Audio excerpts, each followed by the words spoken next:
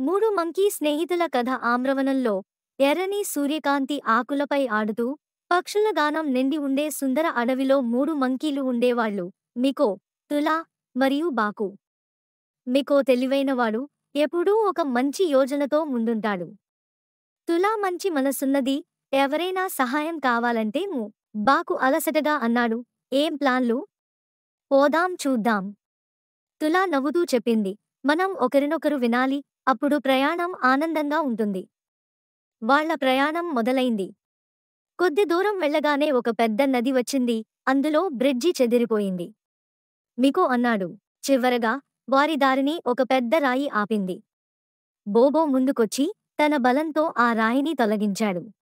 ఆ రాయి వెనుక ఒక చిన్న నీలంగా మెరిసే చెరువు కనిపించింది. చివరగా వారి దారిని ఒక పెద్ద రాయి ఆపింది. రత్నాలు లేవు, కేవలం ప్రశాంతత. తన బలంతో ఆ రాయిని మరియు ఒక బోర్డు ఉంది. నిజమైన ఖజానా ఒక చిన్న నీలంగా మెరిసే చెరువు కనిపించింది. అక్కడ బంగారం లేదు, రత్నాలు లేవు, కేవలం ప్రశాంతత, చల్లని నీరు మరియు ఒక బోర్డు ఉంది. నిజమైన ఖజానా